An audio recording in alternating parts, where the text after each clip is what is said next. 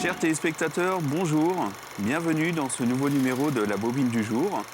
Aujourd'hui, je suis avec Hervé Quentin et Michel Tessier. Bonjour Hervé, bonjour Michel. Et nous allons parler, durant quelques émissions, du patois vendéen. Donc d'abord, présentez-vous, Hervé d'abord. Donc Hervé Quentin, maraîcher retraité depuis quelques années, et j'ai toujours été passionné par le patois, l'humour. Donc ça m'a permis de faire des rencontres et d'assurer un petit peu la comédie sur scène et devant la caméra. Et vous, Michel? Oui, donc Tessier Michel, donc retraité imprimeur, mais président Cinévie. Depuis 1978, on a donc réalisé des films et surtout, on a rencontré Clément Gauvry qui nous a mis devant des histoires avec du patois et forcément sur des images de notre marais. Alors justement, on va parler du patois. Alors déjà, moi j'ai noté en préparant l'émission qu'il y avait plusieurs types de patois vendéens, parce qu'on dit toujours le patois vendéen, mais il y en a plusieurs. Alors j'ai juste prendre pour exemple le mot beaucoup. Donc j'ai relevé qu'on peut dire Bérette, Bézef, Biacop, Bessaraï et tout un tas d'autres expressions du style abattre et affaner. Donc vous êtes plutôt du patois du côté de Sion, on va dire, Saint-Hilaire-Sion. Nord-Ouest Vendée, oui. Nord-Ouest Vendée, ouais. Et le patois, beaucoup disent que le patois est une déformation du français. Et le patois vendéen, moi j'ai envie de dire que c'est une langue, parce que la langue, on a nos propres mots. Alors on le verra dans l'extrait qu'on verra en fin d'émission, certains mots, genre une zire. Est-ce que vous pouvez nous expliquer ce que c'est une zire? Ça, c'est une zire ou quelle ziration, des choses comme ça, qui n'ont pas d'équivalent français. Oui, quand ça fait zire, quelque chose qui fait zire, c'est quelque chose qui ne fait pas envie. Hein. D'accord, le dégoût. Mais ça peut aussi se dire sur quelqu'un. Ce quelqu'un a la bonne femme qui dit « chou bonhomme, le me fait zire ». C'est-à-dire qu'elle ne l'aime pas forcément, donc voilà. Il y a des nuances, même sur certains mots, suivant les situations. Alors, enfant, est-ce que vous parliez de patois?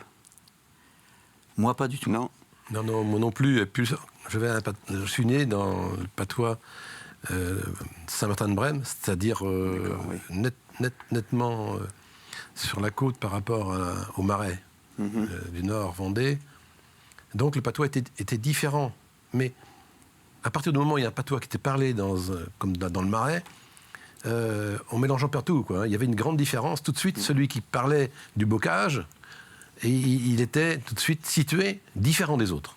Hein, donc on l'a d'ailleurs exploité dans les films, entre le marais, et le maraîchin et le bocageon. Mais malgré tout, vous compreniez le patois? Absolument. Ah oui, on s'adapte très vite. Bien sûr. Oui, parce que j'ai noté les lois Jules Ferry en 1902 ont interdit tout ce qui était langue locale à l'école. Je crois que c'est en 1902.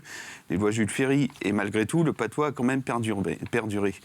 Alors ça, c'est grâce, notamment dans le milieu campagnard, comme en Vendée, aux grandes fermes où il y avait souvent les grands-parents, les parents, les enfants qui habitaient dans la même maison, et les grands-parents parlant patois. Tout le monde parlait patois ou comprenait le patois. Alors, est-ce que vous pouvez aussi nous parler un peu de Clément Gauvry et de Mathurin Rousseau, qui ont été deux figures du patois du marais breton? Moi, je veux bien en parler. Autant Hervé connaît largement le sujet comme moi.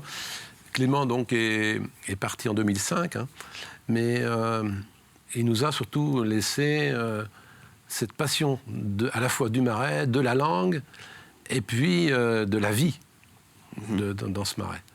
À partir de là, quand on est mêlé à ces histoires qui sont intéressantes, parce que lui, c'est le côté humoriste qui aussi véhicule toute cette vie, on met des images qui sont des images de notre pays et ça fonctionne tout de suite. Hein. Et Mathurin Rousseau? Mathurin fait partie des acteurs tels que Raymond Toucheron, tels que René Baranger qui a écrit aussi, mais il fait partie des grands acteurs qui connaissent parfaitement à la fois le patois et les habitudes du pays, parce que à chaque fois il fallait trouver des métiers, la pratique de ces métiers, et puis bien sûr au travers du patois qui les véhiculait, quoi.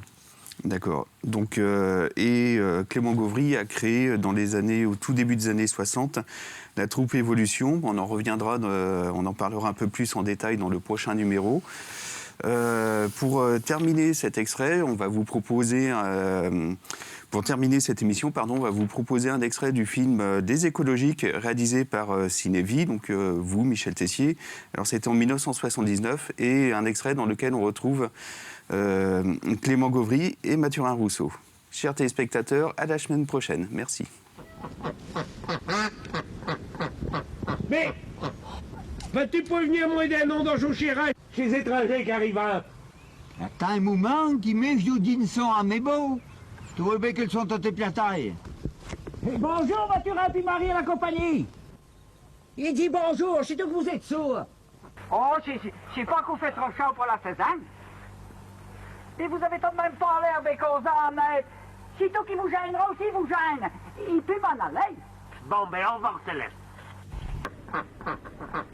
Ben, comme Chouchirat est à l'ordre.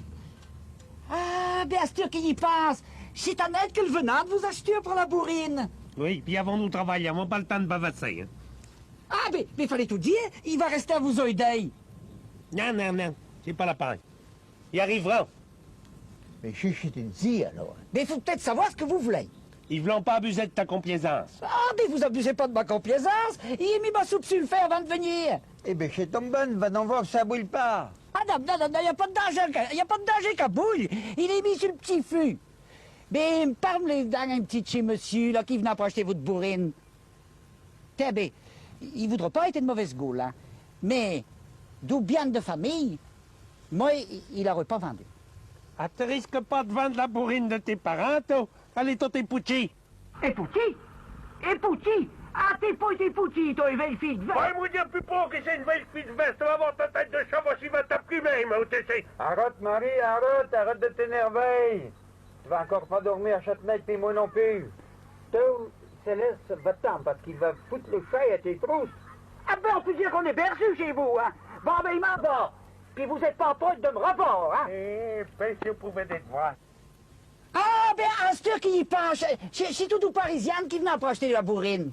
Ouais, j'ai nous parisiens, mais qu'est-ce que je sais pas de faire? Ah, ben, je m'ébégale. Mais il pense à ce que chose, c'est peut-être nos parents, à vous de gars que vous avez marié à la dépassaille, là. Non, je sais pas nos parents. C'est pas nos parents. Non. Et puis, mais vous faites ce mariage, comment marche-t-il? Pourquoi qu'on marcherait pas? Les Parisiennes vont amener les autres. Ah, mais c'est pas ce qu'il veut dire. C'est pas ce qu'il veut dire, mais les Parisiens, bien sûr, vont en bas les feuilles du pays. Mais, comme dit le proverbe, plus on va logne, plus on se fait en recette.